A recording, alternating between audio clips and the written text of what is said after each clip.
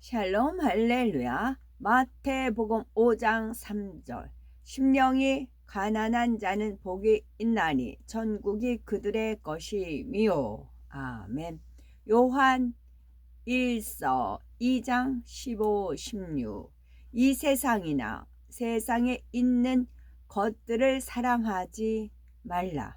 누구든지 세상을 사랑하면 아버지의 사랑이 그 안에 있지 아니하니, 이는 세상에 있는 모든 것이 육신의 정욕과 안목의 정욕과 이생의 자랑이니 다 아버지께로부터 온 것이 아니요 세상으로부터 온 것이라.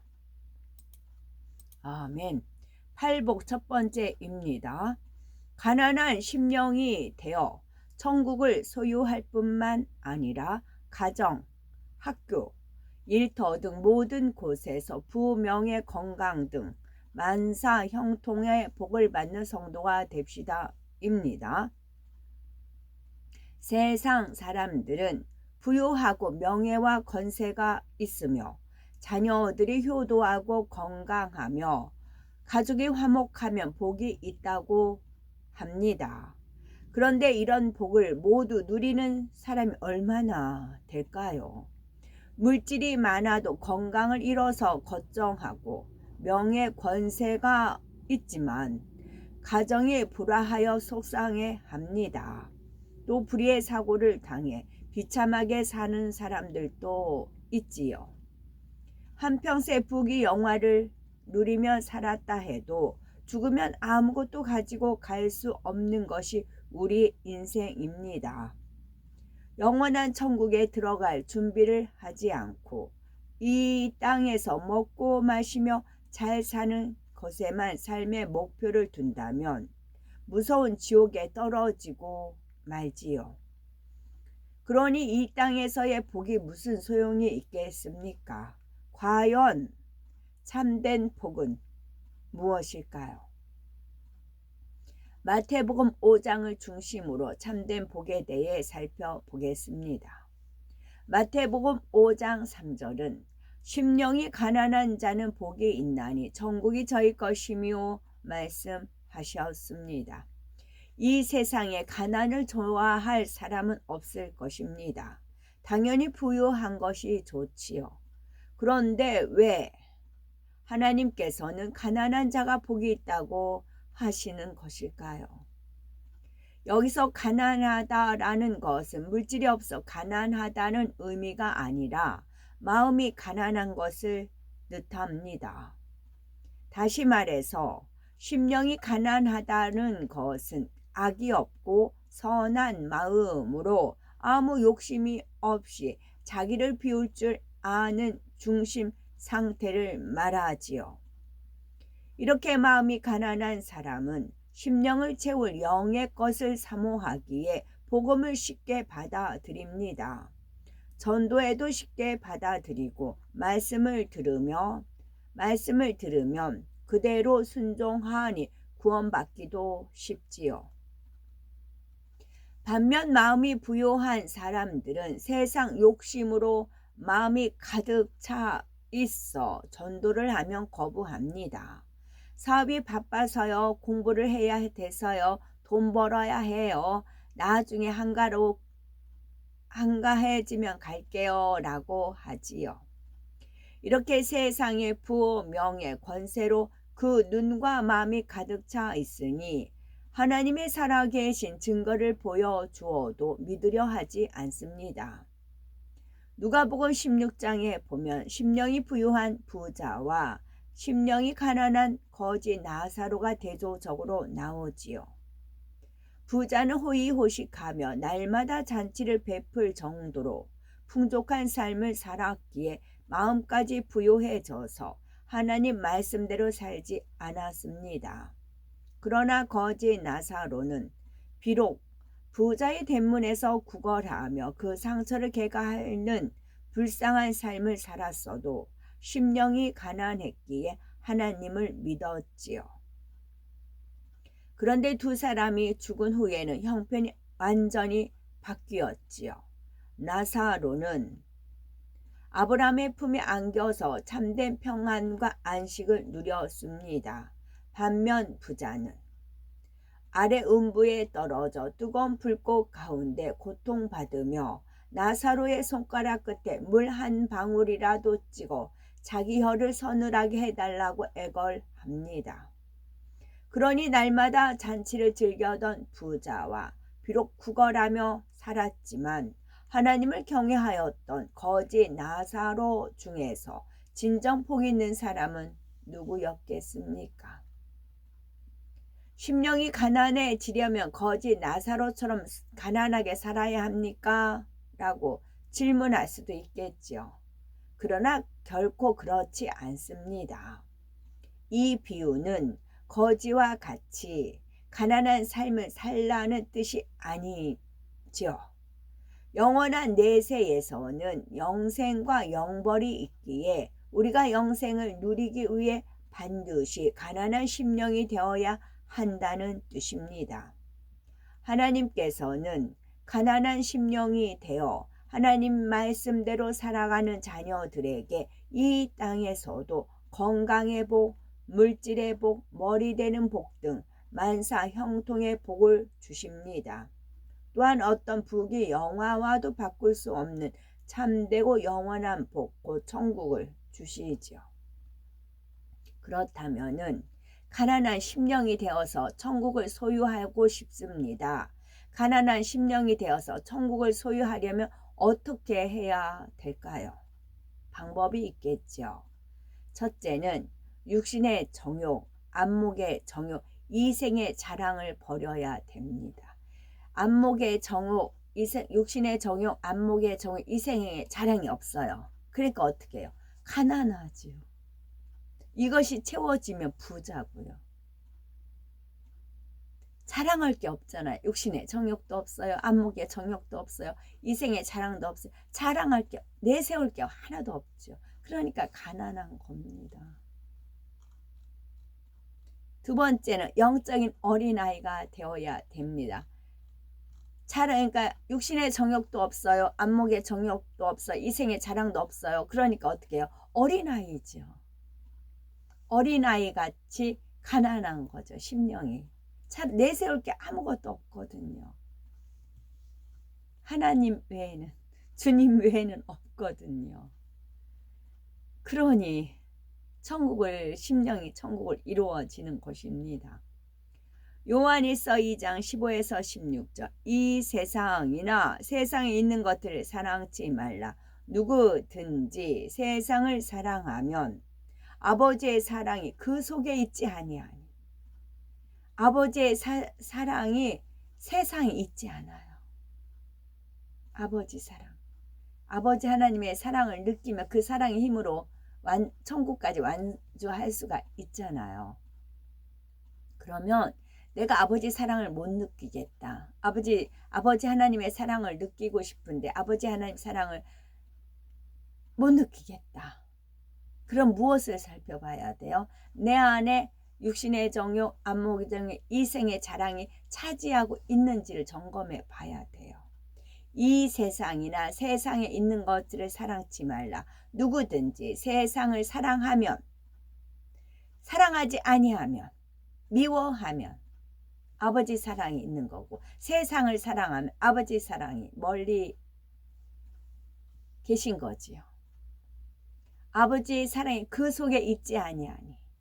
이는 세상에 있는 모든 것이 육신의 정욕과 안목의 정욕과 이생의 자랑이니 다 아버지께로 쫓아온 것이 아니요 세상으로 쫓아온 것이라 말씀합니다. 따라서 세상 것들로 채워 있는 우리 마음을 아버지 하나님의 사랑으로 천국의 소망으로 온전히 채워야 합니다. 월요일이었죠. 물가가 워낙 이제 껑충껑충 뛰다 보니까 이 가격이 어떻게 많이 올라요. 그래서 이제 인터넷으로 이제 가격을 어느 정도 이제 맞춰 보잖아요. 맞춰 보고 직접 이제 그쪽에 갔을 때는 점검을 해서 100원이라도 싸기 위해서 어차피 가는 길이니까 그렇게 심령이 가난하게 살아. 그럴 때마다 어떻게 주님께 기도하는 겁니다. 주님 유튜브 이렇게 이제 검색해 보니까 이 1,000원짜리가 1,500원 해요. 그래서 그 이제 1,500원 이상이면 이제 인터넷으로 구입하는 거고, 그 아래면 직접 가는 길에 사는 것이고, 그런 거 하나조차도 주님께 의뢰를 하는 겁니다. 가난하니까요. 없으니까. 그래서 주님 말 조강지처라고 하셔요. 그것도 이 땅에서만 그런 거니까. 천국 가면 부잖아요. 그러니까 그래요. 월요일 날도 그랬네요. 그래서 주님께서 어때? 싸지? 그럼 사는 거다 그러세요. 그래가지고 사갖고 오고 그래요. 이런 게 저는 주님과의 하나하나 다 추억이죠. 돈 주고 살 수가 없어요. 천국에 금은 보아가지고 이걸 살 수가 없어요. 그래서 육으로 심어 영으로 거두는 겁니다.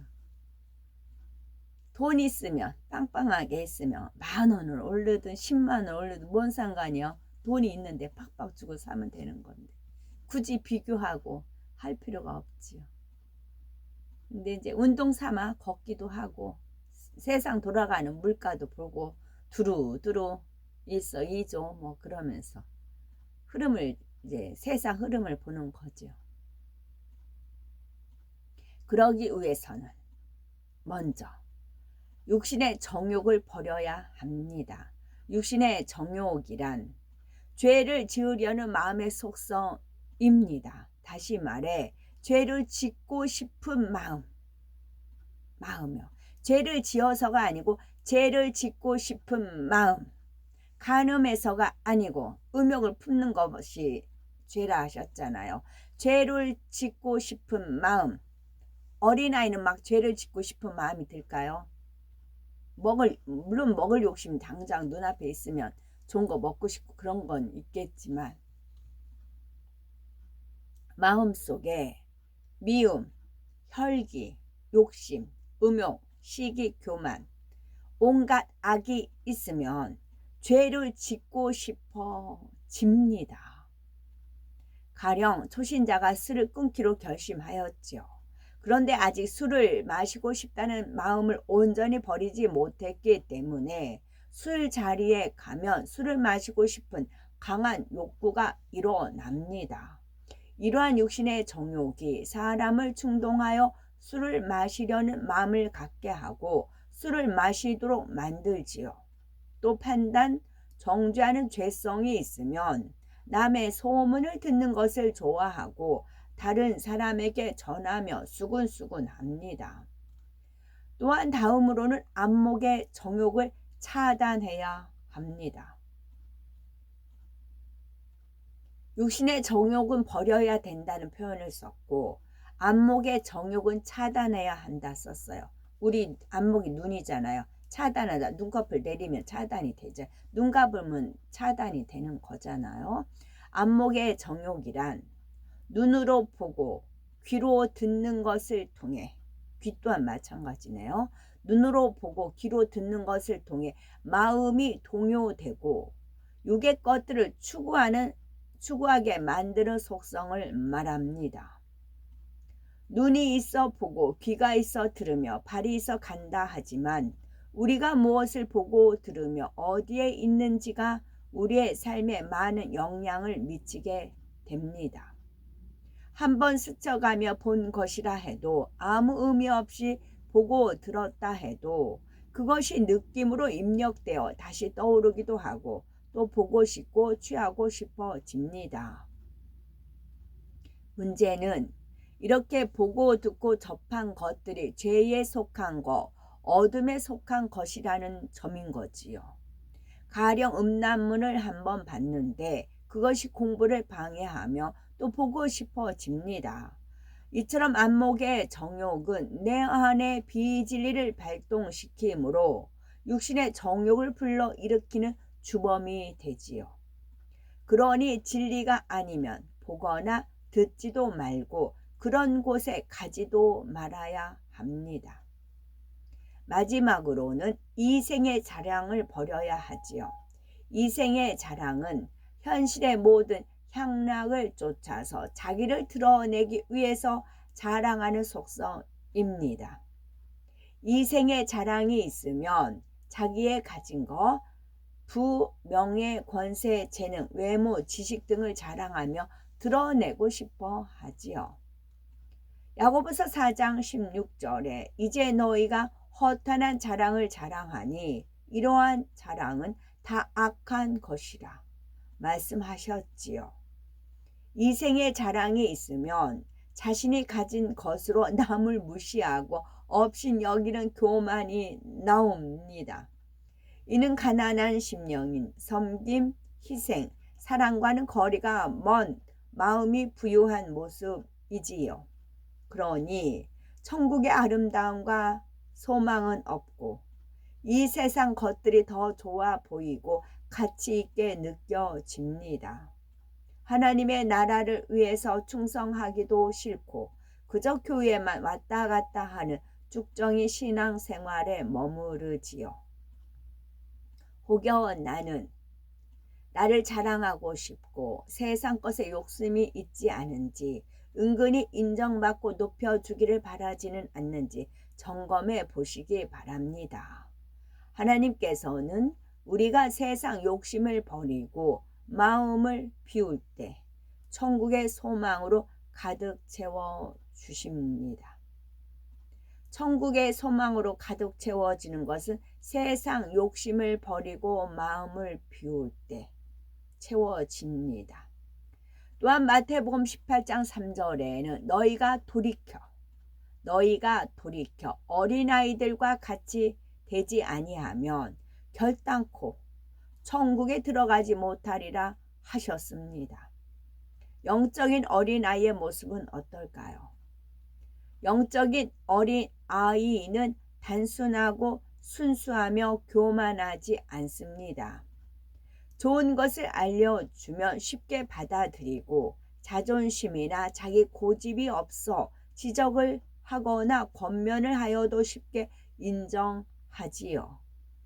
잘못한 것에 대해서 바로 뉘우치고 말씀대로 살아가고자 힘씁니다. 그러나 세상에 물들어 순수함이 사라지면 죄를 범하면서도 무감각해지고 권면을 받아도 인정하지 않으며 심지어는 죄책감도 없습니다. 주님을 영접한 후에도 하나님이 싫어하시는 죄를 지어 구원의 길에서 멀어지기도 하지요. 또한 영적인 어린아이는 선악간에 민감하게 반응합니다. 선한 것을 보며 쉽게 감동받아 눈물을 흘리지만 악을 몸서리치도록 싫어하지요. 하나님께서 악이라 하시면 마음에서부터 싫어지고 어찌하든 범죄하지 않으려고 애씁니다. 그러니 하나님께서 기뻐하셔서 성령님을 통해서 신속히 변화될 수 있는 힘과 능력을 주십니다.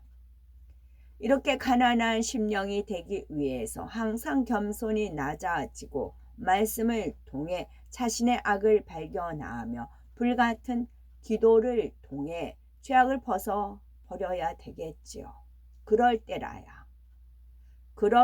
때라야 하나님께서 기뻐하시는 참 자녀가 되어서 더 좋은 천국에 들어갈 수가 있고 이 땅에서도 부와 명예, 건강, 물질, 축복을 받는 주인공이 될 수가 있답니다. 아멘.